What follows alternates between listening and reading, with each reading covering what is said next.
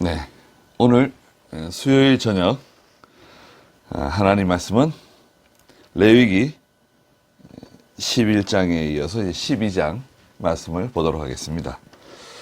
레위기 12장 본문은 8절까지 길지 않은 본문인데요. 몇 절 보도록 하겠습니다. 12장 1절 여호와께서 모세에게 말씀하셨다. 너는 이스라엘 자손에게 말하여라. 여자가 임신하여 아들을 낳으면 그 여자는 7일 동안 부정할 것이니 곧 생리할 때와 같이 부정할 것이다. 8째 날에는 그 아이의 포피를 잘라야 한다. 그 여자는 33일 동안 피를 정하게 해야 할 것이니 그 정결의 날들이 차기까지는 어떤 성물도 만지지 말 것이며 성소에 들어가서도 안 된다. 만일 그 여자가 딸을 낳았으면 두 7일 동안 생리할 때와 같이 부정하다. 그 여자는 66일 동안 피를 정하게 해야 한다. 그랬습니다. 네. 그 12장에서는 그 여인의 해산에 대해서, 그 다음에 해산과 그 다음에 깨끗해지는 그 원리에 대해서 말씀하셨습니다. 여기는 뭐 여러 가지 뜻이 포함되어 있는데요. 하나님께서 굳이 성경에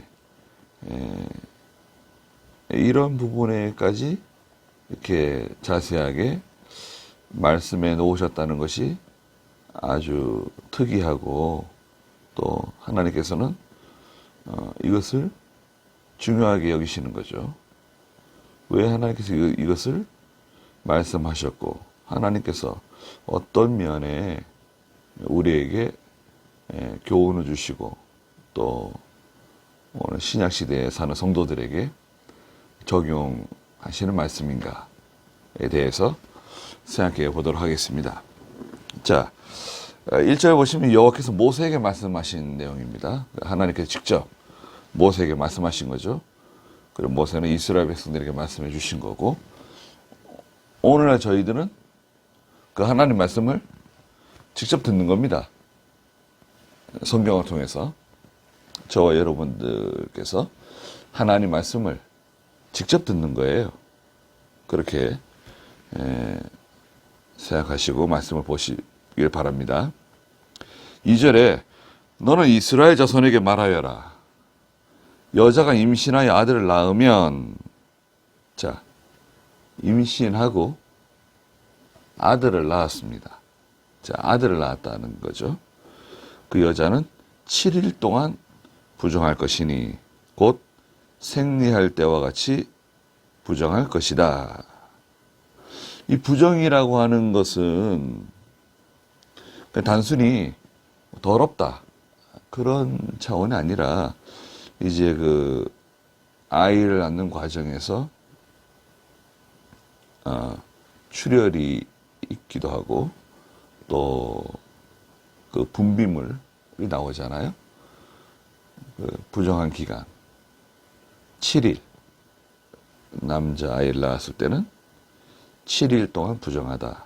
곧 생리할 때와 같이 부정하다. 그랬습니다. 그래서 이제 남자아이가 태어나면 8일째 이제 할례를 행하잖아요. 남자아이한테. 그래서 3절에 8째 날에는 그 아이의 포피를 잘라야 한다. 할례 의식을 행하는데, 왜 하필이면 8째 날이냐? 왜 8째 날이냐면 그 아이도 엄마에게 속해 있었잖아요. 예. 그래서 그 엄마의 영향을 받는 거죠. 그래서 엄마가 7일 동안 그 부정한 기간이 있고, 그러면 그 아이한테도 같은 영향을 미친다는 거죠. 그 엄마의 영향이 아이에게 가는 거. 그래서 이제 똑같이 7일이 지난 후에 8일째 되는 날 남자아이는 이제 할례 의식을 행합니다. 그래서 이 부정하다고 하는 것은 단순히 어떤 부정하다는 것도 있지만, 여자는 그 디모데서에서 보면, 디모데 전서 2장 1절에 보면은 그 2장 14절인가요? 한번 보겠습니다. 디모데 전서 2장 14절에 보면 이제 13절에 보면요. 이는 아담이 먼저 창조되고 그 다음에 하와가 창조되었으며 아담이 속은 것이 아니라 여자가 속임을 당하여 죄에 빠졌기 때문이다. 그래서 교회에서는 그 여자가 가르치는 일, 남자를 지배하는 것을 허락하지 않으세요. 자, 교회는 근본적으로 그렇습니다. 여자가 가르치는 일, 여자가 이제 여전도사 직분을 맡는다든지 구역장을 맡는다든지 아무 문제 없습니다. 또 주일학교를 가르친다든지 이런 것은 교회에서 허락합니다. 그러나 공회, 전체 남녀 공회를 주장하고 인도하는 것에 대해서는 성경에서는 제재를 하고 있습니다. 그래서 저희 교단에서는 여자 장로나 여자 목사를 세우지 않죠.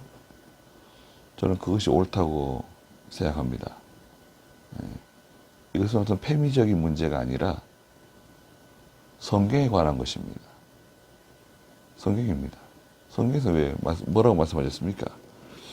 첫째는 창조 원리다. 창조 원리는 아담이 먼저 창조되었고 그 다음에 하와가 여자가 창조되었다. 그리고 죄의 범죄 원리, 범죄 원리에서 14절에 말씀하셨잖아요. 디모데전서 2장 14절에 아담이 죄를 지은 게 아니라 여자인 하와가 먼저 죄를 짓고 나서 아담도 죄를 지었다는 거죠. 창조에서 남자가 우선이고 그리고 죄에 관해서 또 여자가 먼저 죄를 지었다는 거죠. 그래서 하나님께서는 어떤 인격적인 면에 차별을 두시는 게 아닙니다. 남자가 더 존귀하고 여자는 가치가 없다. 이런 차원의 문제가 아닙니다. 하나님께서는 인격적으로 동등한데 질서적인 면에서 남자가 우선한다는 것입니다. 네. 가정에서도 하나님께서는 남편을 우선시하시죠. 남편을 우선시하십니다. 그런데 의외로 아이러니하게도 유대인들은 모계 사회입니다. 또 어머니를 중심으로 모든 일을 결정하고 처리하는 그런 모계 중심적인 사회예요. 조금 의외죠. 네. 여하튼 하나님의 교회는 하나님께서 목회자를 남자로 세우시고 또 장로를 남자로 세우시고 하나님의 교회를 세워나가신다. 그것이 원칙입니다. 아주 특수한 경우 하나님이 예외를 두신 경우 있습니다. 사사기의 사사 여선지 드보라와 같은 경우도 있죠. 예. 그리고 모세의 누나인 선지자 미리암이라 그랬어요. 미리암은 선지자입니다. 아주 강력한 영향력을 갖고 있는 미리암. 하나님에게 크게 이용당한 사람들이죠. 그래서 오늘날에도 여자 목사를 세우는 경우가 혹 있는데 특수한 경우 오지의 선교사로 간다든지 또 아주 특수한 경우에 여자 목사를 세우는 경우가 혹 있습니다. 네. 여자 장로는 거의 다 세우지 않죠. 여자 장로 세우는 건 잘못하는 겁니다. 그게 성경입니다. 자, 그래서 이제 아이를 낳은 다음에 부정하다는 그 뜻은 첫째는 이제 시편 51편 5절에 다윗이 내가 죄악 중에 잉태되고 죄악 중에 태어났다고 말하고 있어요. 시편 51편 5절을 보시면 보소서 내가 태어날 때부터 악하였고 내 어머니가 잉태할 때부터 죄가 있었습니다. 그래서 사람은 성선설이 맞는 게 아니라 사실은 성악설이 맞는 거죠. 인간은 태어날 때부터 죄인으로 태어난다는 거죠. 그렇지 않다. 사람은 태어날 때는 순결하게 깨끗하게 태어나는데 자라면서 죄를 지어서 더러워지는 거다. 두 가지 관점이 있죠. 성경은 태어날 때부터 악한 겁니다. 잉태할 때부터 죄가 있었습니다. 또 태어날 때부터 저는 악했습니다. 라고 다윗은 고백하고 있습니다. 그러니까 이제 잉태될 때부터 죄가 있었다는 거죠. 두 번째는 해산 고통이 죄로 인해서 찾아왔잖아요. 창세기 3장 16절에 여자의 그 해산 고통은 죄의 결과입니다. 죄로 인해서 찾아왔다 그러셨죠. 창세기 3장 16절을 보시면 여호와 하나님께서 여자에게 말씀하시기를 내가 네게 임신하는 고통을 크게 할 것이니 네가 고통을 겪으며 자식을 낳을 것이고 네 소원은 네 남편에게 있으나 그는 너를 다스릴 것이다. 네. 임신의 고통을 하나님께서 죄의 결과로 여자에게 주셨죠. 남자는 아담에게는 뭘 주셨습니까? 땀을 흘려야 양식을 얻을 수 있게끔, 수고하여야 먹고 살고 살 수 있게끔 하셨죠. 모든 것이 이제 힘들어진 거죠. 옥토가 박토가 된 거죠. 에덴 동산에서 쫓겨났기 때문에. 그리고 특별히 여자는 결혼해서 남편을 사모하는, 남편에게 소원을 두는 그렇게 하나님이 만들으셨어요. 그 다음에 이제 세 번째는 여자가 이제 아이를 해산하는 중에 아이를 해산하는 과정, 임신하는 기간 동안이나 임신하는 기간이 길잖아요. 10달 동안 임신하는 기간, 또 해산하는 과정 중에 하나님 앞에 죄를 지을 수가 있어요. 불평하거나 원망하거나 할 수 있거든요. 부정하다는 거예요. 7일 동안 부정하다. 그리고 생리할 때와 똑같이 부정하고 남자아이는 8일째 되는 날 할례를 행해라 말씀하셨습니다. 자, 그 다음에 4절에 그 여자는 남자를 낳은 여자입니다.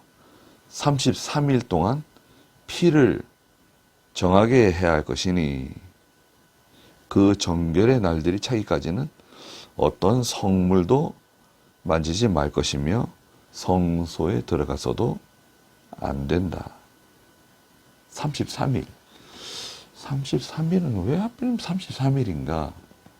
30일이면 한 달인데 30일 동안 금지하지 않으시고 33일로 정해놓으셨어요. 33일이 지나면 이제 사녀리 깨끗해진다. 이런 뜻을 갖고 있는 거예요. 오늘날에도 의학적으로 어느 정도 그 정도 그죠? 예. 아이를 낳은 다음에 한 달 정도 지나야 이렇게 많이 회복이 된다는 그런 이론이 있죠. 그래서 이제 산부인과에서도 그걸 권장하죠. 한 달 동안은 조심해야 된다. 사녀리 깨끗해지는데 33일, 남자아이를 낳았을 경우. 예수님께서 이 세상에 오셨는데, 남자로 오셨는가요? 여자로 오셨는가요? 남자로 오셨죠. 예수님께서 이 세상에 오실 때 남자로 오셨습니다. 왜 남자로 오셨을까요? 성경에는 그리스도께서 남자로 오신다고 예고를 하셨어요.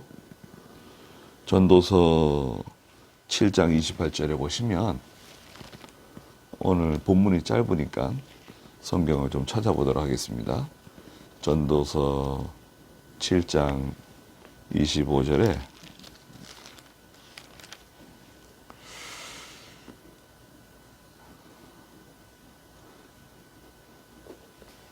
(7장 28절입니다) 7장 28절에 아직도 노력하고 있으나 찾지 못하였다. 내가 1000명 중에서 한 남자를 찾았으나 이 모든 사람들 중에서 한 여자를 찾지 못하였다. 1000명 중에 한 남자는 장차 오실 메시아를 상징하고 있죠. 또 이사야 9장 6절에서도 장차 오실 메시아에 대해서 이사야 선지자가 말씀하셨는데요.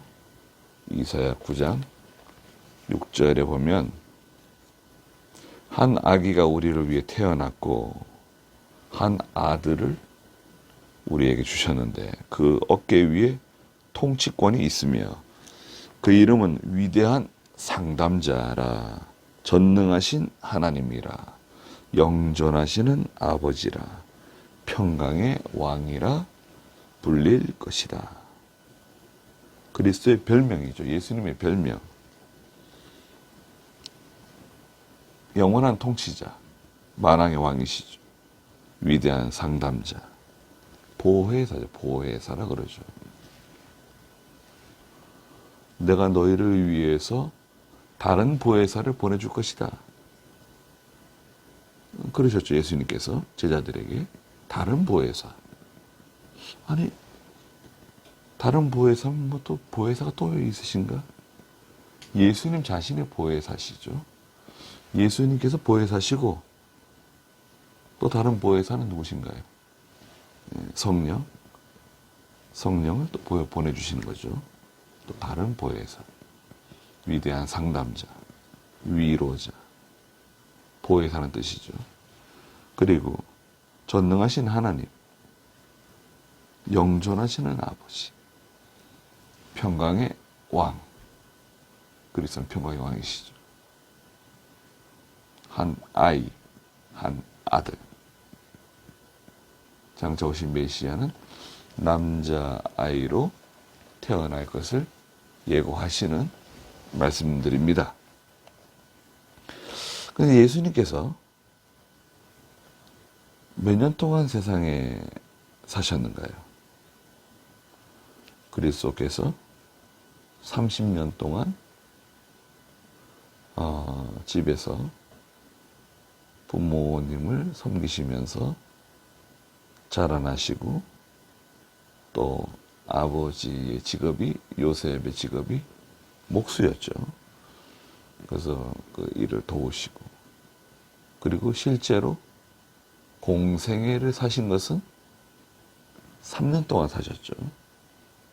3년 동안 제자를 부르시고 복음을 전하시고 세례를 베푸시고 십자가를 지시고 돌아가실 때까지 33년간을 사셨습니다. 그래서 이제 어떤 많은 신학자들은 33년, 33일이 지나야 깨끗해진다는 그 33일을, 하루를 1년으로 환산해서, 하루를 왜 1년으로 환산합니까? 그럴 수도 있는데요. 에스겔서에 보면 4장 6절에 하루를 1년으로 환산한다는 말씀이 또 있어요. 에스겔 4장 3절 말씀 보겠습니다. 에스겔 4장 3절을 보면, 또 너는 철판을 가져다가 그것을 너와 그 성읍 사이에 철벽으로 삼고 내 얼굴을 그 성읍을 향하여 고정시켜라. 그러면 성읍이 포위될 것이니 이제 네가 그 성읍을 포위하여라. 이것이 이스라엘 족속에게 징조가 될 것이다. 6절입니다. 4장 6절. 이 기간이 끝나면 너는 다시 오른쪽으로 누워서 40일 동안 유다 족속의 죄악을 담당하여라. 내가 네게 1년을 하루로 정해 주었다. 말씀이 있어요.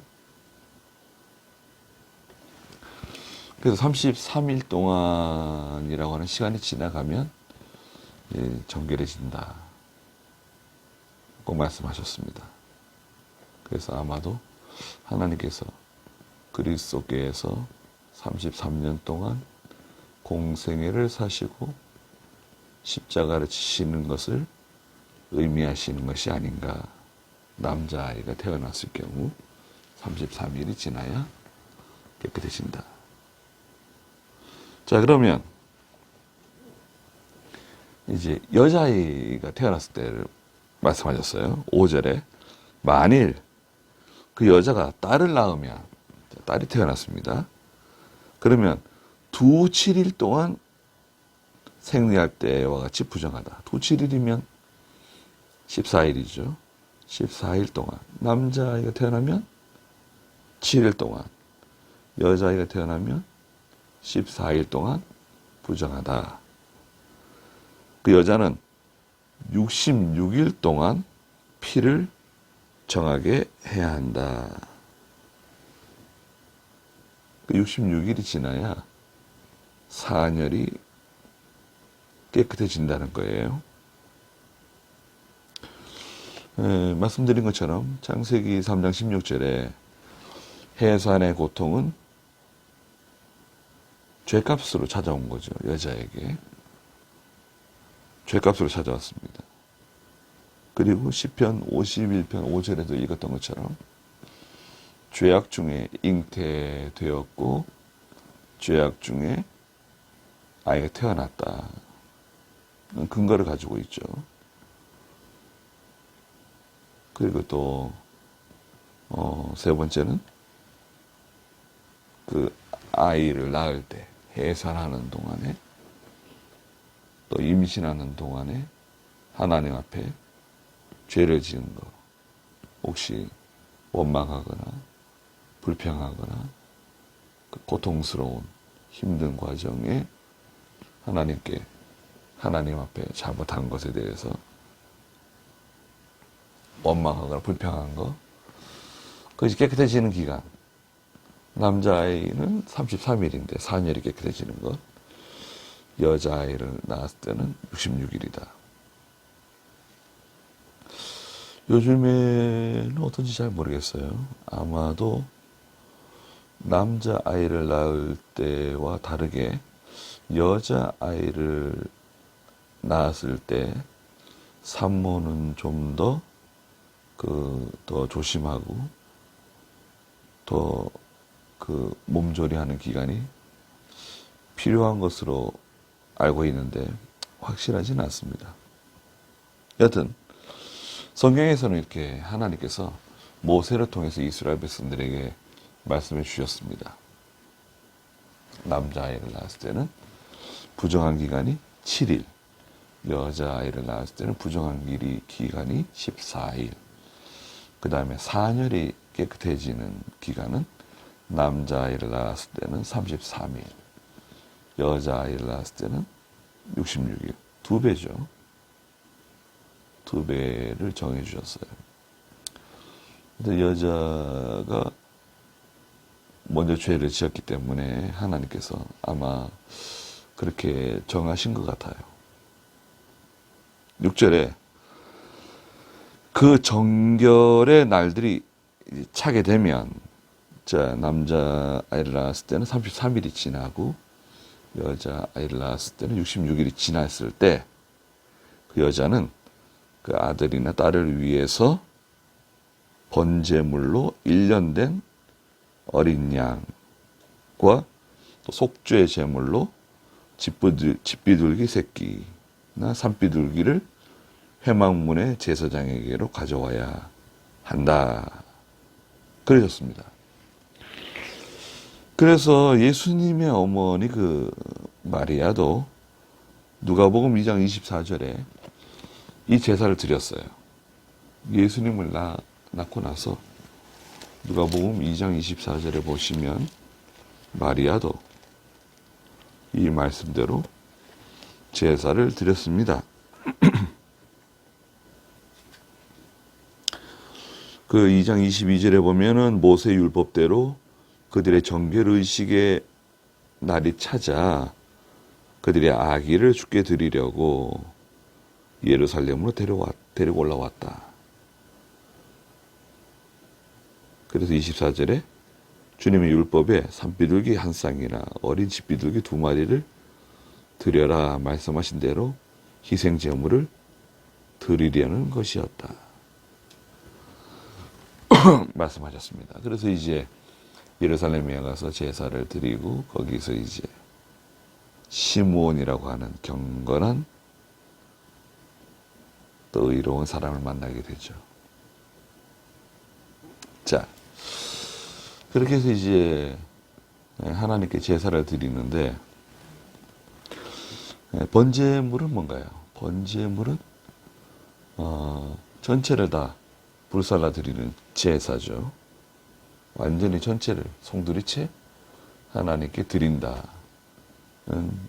건데요. 그 의미가 뭔가요? 하나님께 저의 모든 것을 다 하나님께 희생합니다. 다 드리겠습니다. 충성하겠습니다는 그 의지거든요. 번제는. 그래서 아이의 엄마나 또 아이나 동시에 엄마와 아이가 모두 함께 저희가 저희의 인생을 하나님께 모두 바칩니다. 주를 위해서 살겠습니다.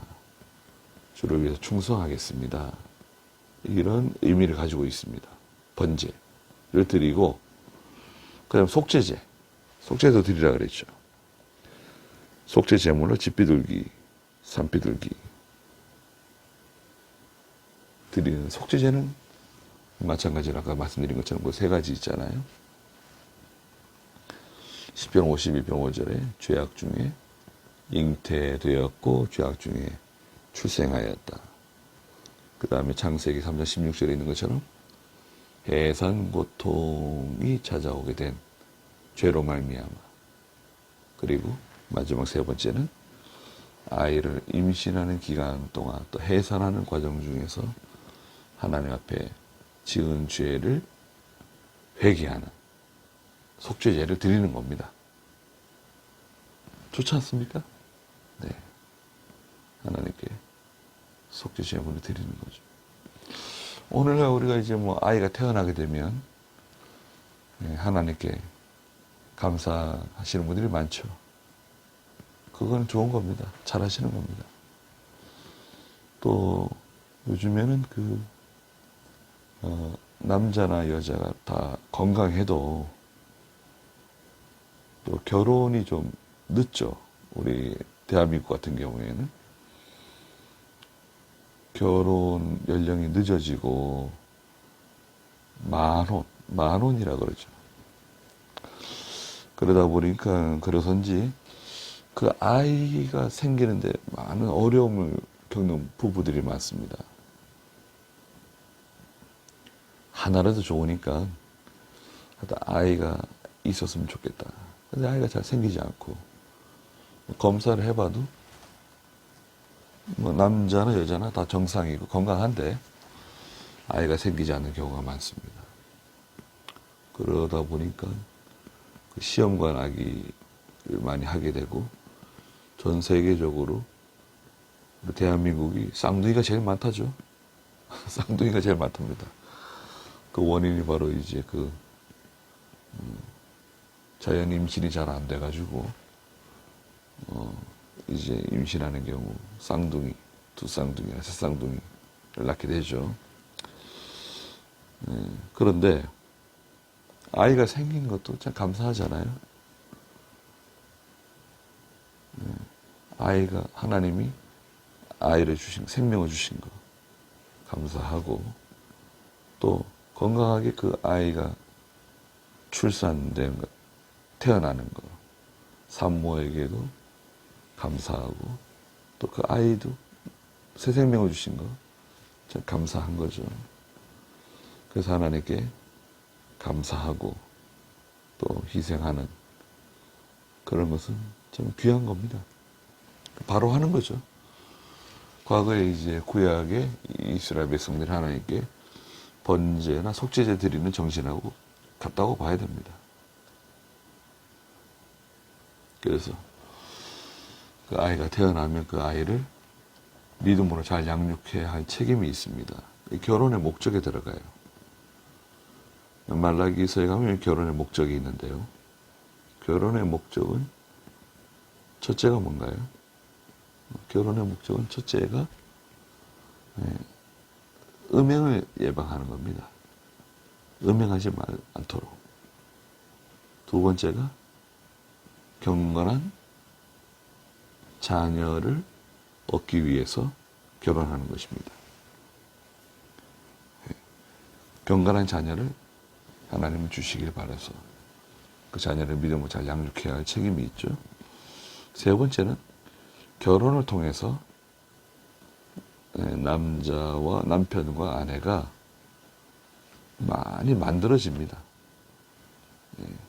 서로 다른 환경에서 자라고 생활하다가 만나서 결혼했기 때문에 잘 맞지 않는 것도 있고 다 다르잖아요.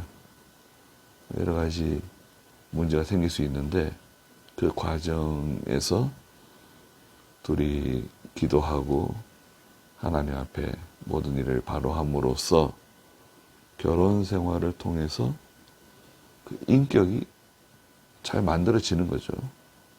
그리스도 형상을 잘 닮아가는 겁니다. 그런 목적을 가지고 있습니다. 결혼은 성도는 결혼하는 것이 정상이죠. 첫 번째 결혼 제가 누굽니까? 아담과 하와였죠. 주례자는 하나님께서 주례를 하신 거나 다름없죠.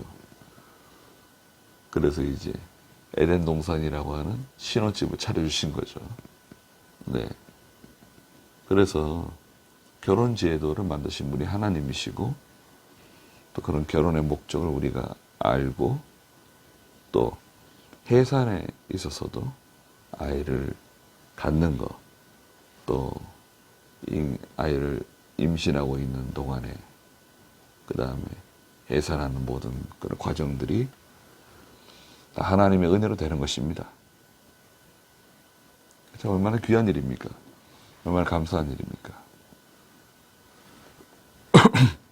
그 다음에 7절에 제사장은 그것을 여호와 앞에 드려 그 여자를 위해 속죄해야 그 여자가 그 산열에서 깨끗하게 될 것이다. 자, 여기 보시면 제사장이 그 여자를 위해서 하나님께 속죄 기도를 드려주는 겁니다. 속죄 제물을 가져오고 제사장은 그 여자를 위해서 기도해주고 그러므로 인해서 그 여자가 그 산열에서 깨끗하게 될 것이다 말씀하셨습니다. 제사장의 역할이 굉장히 중요한 거죠. 제사장이 기도해 줌으로써 그 여자가 깨끗해지는 거예요. 지금은 어떻습니까? 지금 그렇진 않죠. 지금은 그렇지 않지만 여하튼 그 아이를 출산하고 나서 그 모든 의학적으로 봤을 때 어느 정도 기간이 지나야 몸이 회복이 된다. 그런 건 있죠. 네. 이것은 아들이나 딸을 낳은 여자에 관한 법이다 말씀하셨습니다. 근데 그 욥기서를 보시면 욥기서는 그 욥이 그 자녀가 10명이었죠. 자녀가 10명이었는데 그 자녀들을 위해서 자녀들이 하나님 앞에 혹시 죄를 짓지 않았을까 해가지고 항상 하나님께 제사를 드렸어요. 자녀들과 함께. 욥기서 1장 5절에 보시면 그 자녀들이 모여가지고 잔치를 하는데요. 보통 이게 생일날 모여 잔치했던 것 같아요. 생일 잔치 한 거죠. 그 생일 잔치 때 좋은 것도 있지만 축하하는 자리지만 생일 잔치 좋아하시는 거예요? 예전에 김현범 목사님은 그 생일 잔치 하는 거 별로 좋아하지 않으셨습니다. 돌잔치 같은 것도 별로 좋아하지 않으셨대요. 그래서 이병규 목사님도 생일 잔치, 돌잔치 같은 거 가는 거 별로 좋아하지 않으신 걸로 제가 알고 있습니다. 아니 하나님께 죄만 많이 짓고 사는데 뭘 자기가 잘했다고 생일 잔치냐. 집에서 그냥 조용하게 미역국 그냥 끓여 먹고 말 것이지 뭘 우리는 다 하나님 앞에 죄만 짓고 사는데 자기가 뭘 대단하다고 생일 잔치를 하는 거냐. 그러나 이제 우리가 뭐 아이들 생일 잔치 같은 거 해줄 수는 있겠죠. 또 부모님 같은 경우 이제 생신이 되시면 이렇게 좀 챙겨드리는 것도 잘 하는 겁니다. 그러나 또 특별한 그 생일 잔치를 특별하게 너무 거창하게 할 필요는 없을 것 같아요. 예수 믿는 성도들이. 자, 이 생일 잔치가 끝나고 나면 욥이 아버지인 욥이 그 자녀들을 위해서 욥기 1장 5절에 보시면 잔칫날이 끝날 때면 욥이 그들을 불러다가 더 성결케 하고 아침에 일찍 일어나 그 다음 날이죠. 그러니까 그 다음 날 그들 모두의 수만큼 번제를 드렸다. 10명의 자녀인데요. 10번의 번제를 드린 거예요. 짐승 10마리를 죽인 겁니다. 이는 욥이 말하기를 혹시 내 아들들이 죄를 지어 그들이 마음으로 하나님을 저주했을지 모른다 하였기 때문이다. 욥이 항상 이같이 행하였다. 네. 혹시 내 아들들이 죄를 지었을까? 그들이 마음으로 하나님을 하나님 앞에 뭔가 저주받을 만한 하나님 앞에 혹시 뭔가 잘못한 일이 그런 마음을 갖지 않았을까 해서 생일잔치가 끝나면 그 다음날 꼭 번제를 드렸다는 거죠. 그러니까 우리는 정말 조심해야 되는 거죠. 호사담화라고 좋은 날에 또 안 좋은 일이 생기기도 하고 그러잖아요. 그래서 우리는 좋은 날이 있을 때 오히려 좀 더 조심하는 경향이 있습니다. 믿는 성도들은. 또 하나님께서 그 모든 그 일들을 은혜롭게 잘 보낼 수 있도록 해달라고 기도하는 거죠. 우리가 혹시 이렇게 어려운 일을 만났어도 그걸 잘 통과하는 거죠. 잔칫날, 무슨 행사가 있는 날. 교회도 마찬가지입니다. 교회도 어떤 날을 정해놨는데 일기가 좋지 않다든지 또 생각지 못했던 어떤 일들이 생겼을 때 그 과정을 처리를 잘 해야 되는 거죠. 그걸 어떻게 바꿀 수가 없는 상황이잖아요. 이미 벌어진 일. 인간의 힘으로 할 수 없는 일들이 있잖아요. 그런 일이 생겼을 때, 그것을 잘 믿음으로 잘 처리하는 저희가 돼야 됩니다. 그리고 예수 믿는 성도들은 자기가 한 일을 너무 드러낼 필요가 없어요. 자기를 너무 이렇게 드러낼 필요가 없습니다. 별로 하나님 좋아하지 않으시는 것 같아요. 자기를 감추고 자기를 낮추고 그렇게 해야 됩니다. 예전에 그 사우랑도요, 왕이 되기 전에 자기를 이렇게 감추는 사람이었었죠. 겸손한 사람이었습니다. 모든 그 영광은 하나님께 돌려드리고 자꾸 자기를 드러내려고 그러고 내가 이렇게 했다. 나는 이런 사람이다. 나를 이렇게 인정해줘라. 그런 어떤 적극적인 혹은 간접적인 그런 어떤 행동을 하지 않는 것이 하나님 앞에서는 정당합니다. 자, 성경 좀 더 보겠습니다. 8절에 만약 그 여자가 어린 양을 바칠 능력에 미치지 못하면, 어린 양은 그래도 좀 부담스러운 거죠. 산비둘기 2마리나 집비둘기 2마리를 가져다가, 그래서 마리아가 누가복음 2장에서 산비둘기 2마리, 집비둘기 2마리를 가지고 가서 하나님께 제사 드린 거죠. 그러니까 요셉과 마리아의 가정이 이렇게 녹록지는 않은 가정이었다는 것을 알 수 있습니다. 한 마리는 번제물로 드리고 한 마리는 속죄 제물로 드려야 한다. 제사장이 그 여자를 위하여 속죄하면 그 여자는 정결하게 될 것이다. 그랬습니다. 그래서 오늘날 남자든 여자든 예수 믿는 성도들은 기본적으로 하나님께 이 몸이죠. 우리 몸.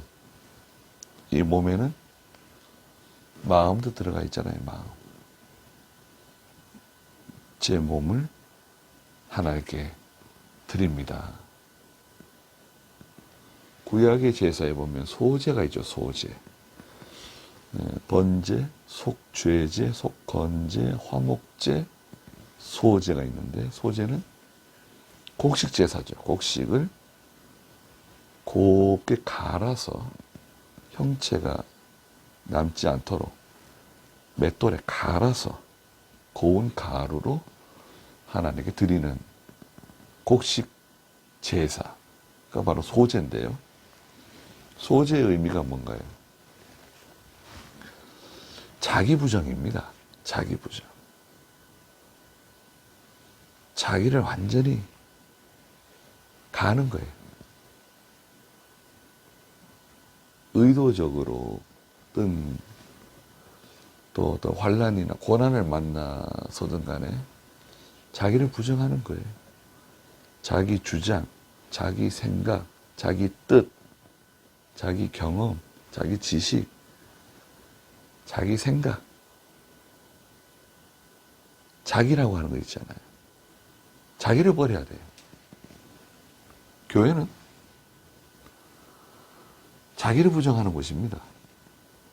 누구든지 나를 따라오려거든 예수님께서. 자기를 부인하고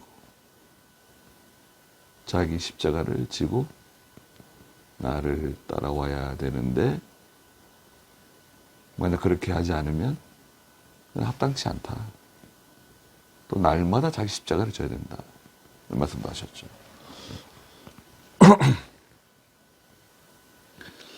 그래서 교회 생활은요, 자기 주장을 하는 것이 아닙니다.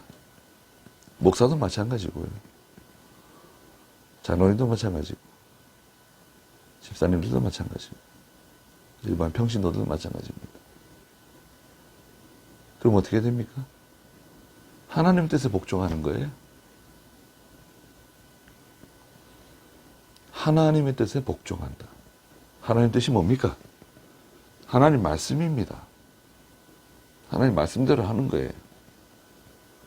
아, 그거는 뭐 시대에 맞지 않는다. 이 시대의 트렌드에 맞지 않는다. 청년부들이 싫어한다. 중고등부 아이들이 싫어한다. 아, 교인들이 그런 걸 싫어하는데. 그런 말 하면 안 되죠. 누가 그런 말을 합니까?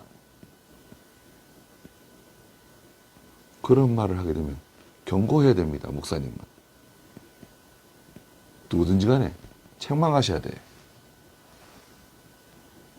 교회는 하나님의 교회입니다. 책망해도 말을 안 듣는다. 그럼 징계해야 하면 됩니다. 징계해야 됩니다. 치리하면 됩니다. 치리하면 됩니다. 누가 치리합니까? 목사가 치리하죠. 누가 치리합니까? 하나님이 세운 종이 하는 거지. 누가 해요? 하나님의 정권 대선을 하면 되는 거 아닙니까? 하나님의 권위로 하시면 되는 겁니다. 성경대로 하는 것에 대해서 반대한다. 거부한다. 그건 두려운 일입니다. 그래서 누구든지 간에 우리는 전체가 다 하나님께 저희 자신을 다 드리는 사람들이에요. 그런 각오를 하고 살아가는 사람들입니다. 우리 자신을 번제로 드리는 거 아닙니까? 속죄제로, 화목제로, 소제로. 언제 드립니까? 예배 시간이죠, 예배 시간.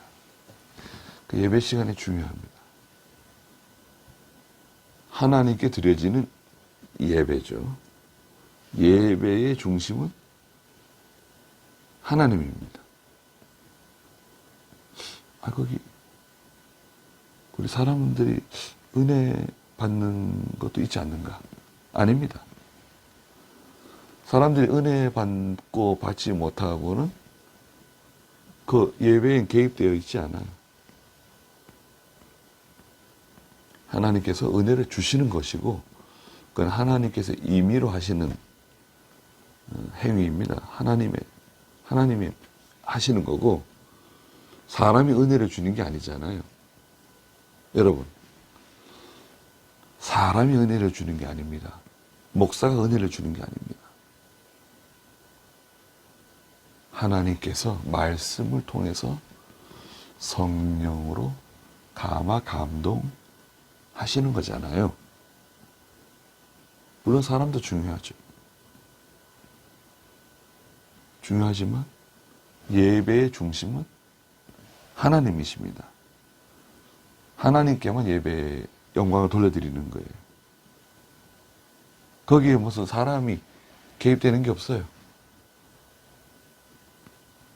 거기에는 목사나 장로나 성가대나 누구든지 간에 하나님의 영광을 침범하거나 하나님의 영광을 가로채게 되면 그럼 어떻게 되는 거죠? 그럼 하나님의 영광을 도둑질하는 거네요. 그래서 이제 문제가 생기는 겁니다. 예배는 엄숙하고 경건한 예배가 돼야 되겠죠. 예배 시간에 부르는 찬양이나 예배 시간에 사용하는 악기나 모든 것이 굉장히 경건해야 됩니다. 그래서 예배가 중요합니다. 왜 예배가 중요하냐?